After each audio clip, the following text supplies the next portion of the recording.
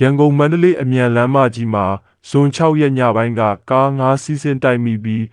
လူ9ယောက်ဒဏ်ရာရသွားတယ်လို့အမြန်လမ်းမကြီးထိမ့်သိမ်းပြုပြင်ရေးနဲ့ကြီးကြပ်ရေးအဖွဲ့ကထုတ်ပြန်ပါတယ်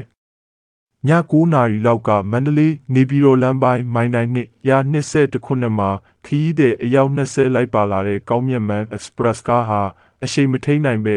လမ်းဘေးကတန်းနဲ့လမ်းလယ်ကျွန်းကိုတိုက်မိပြီးကလန့်ဖြတ်ရက်နေခဲ့တယ်လို့ဆိုပါတယ်။အဲ့ဒီအခါနောက်ကနေပါလာတဲ့တိုယိုတာအာလာဖက်ကညာဘက်ရင်ကျောမှာဟာရီယာကားတစ်စီးနဲ့မစ်ဇူဇူးကုန်ကားတို့ကဘယ်ဘက်ရင်ကျောမှာရပ်တန့်ခဲ့ပါတယ်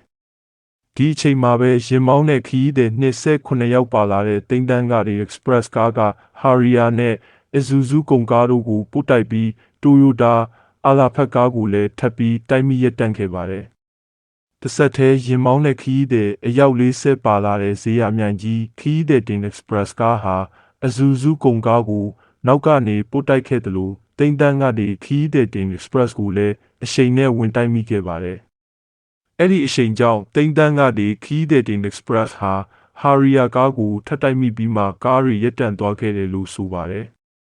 ဖြစ်စဉ်ကြောင့်ဈေးရမြိုင်ကြီးခရီးသည်တင် Express ပေါ်ကရင်မောင်းအပါဝင်အမျိုးသား3ယောက်အမျိုးသမီး3ယောက်တိမ်တန်းကနေ Express ပေါ်ကအမျိုးသမီး1ယောက်စုစုပေါင်း9ယောက်ဒဏ်ရာအသီးသီးရခဲ့တယ်လို့ဆိုပါတယ်။အမြန်လန်းအသုံးပြုတဲ့မှန်လုံး Express ကားအားလုံးတတ်မှတ်အမြန်နှုန်းအောက်ပဲမောင်းနှင်ကြဖို့တစည်းနဲ့တစည်းကပ်မလိုက်ပဲအနည်းဆုံးပေ300ခွာမောင်းနှင်ဖို့ဘာကြောင့်ရက်မြေသားလန်းတာပေါင်းအတွင်းအပြည့်အဝရောက်ရှိရတန်းဖို့ညအခါရက်တဲ့အခါရနာမီဆိုင်းလင်းမီဖွင့်ထားဖို့ပုံမှန်မောင်းနှင်ရင်ညာဘက်ကမောင်းဖို့ကြော်တက်ဖို့အတွက်ပဲဘယ်ဘက်ရင်ကျောကိုသုံးဖို့ရင်မျိုးစားလိုက်တတ်မှတ်ထားတဲ့အရှိန်နှုန်းအောက်ပဲမောင်းနှင်ကြဖို့အိမ်မငိုက်စေဖို့အတွက်အမြန်လမ်းမကြီးထိမ့်သိမ်းပြုပြင်ရေးနဲ့